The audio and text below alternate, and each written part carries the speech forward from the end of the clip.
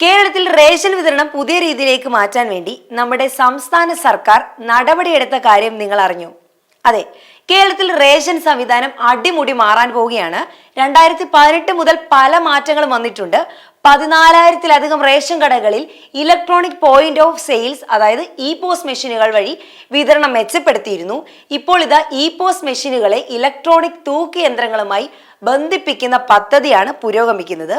പല റേഷൻ കടകളിലും തൂക്കങ്ങളൊന്നും അത്ര കീറിവൃത്തിയല്ല. അപ്പോൾ ഇതോടുകൂടി അതിനും തീരുമാനമാകും. ഭക്ഷ്യസുരക്ഷാ നിയമപ്രകാരം അളവും തൂക്കവും കൃത്യമായി ഗുണഭോക്താക്കളുടെ അവകാശങ്ങൾ സംരക്ഷിക്കുന്നതിനാണ് ലക്ഷ്യം. ഭക്ഷ്യ പൊതുവിതരണ വകുപ്പിന്റെ നേതൃത്വത്തിൽ നടപ്പാക്കുന്ന ഈ പദ്ധതി ഗുണഭോക്താക്കൾക്ക് കൃത്യമായ അളവിൽ ഭക്ഷ്യസാധനങ്ങൾ ഉറപ്പാക്കും.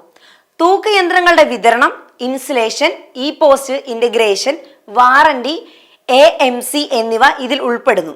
ടെൻഡർ പൂർത്തിയാക്കുന്ന മുറയ്ക്ക് എല്ലാ റേഷൻ കടകളിലും ഇ പോസും ഇലക്ട്രോണിക് തൂക്കയന്ത്രങ്ങളും ബന്ധിപ്പിക്കുന്ന പദ്ധതി നടപ്പാക്കും.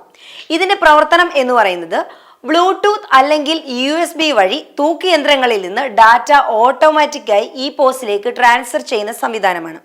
കൃത്യമായി തൂക്കം ലഭിച്ചാൽ മാത്രം ബില്ലിംഗ് സാധ്യമാകുന്ന സോഫ്റ്റ്വെയർ ക്രമീകരണവും നിലവിൽ വരുന്നത്.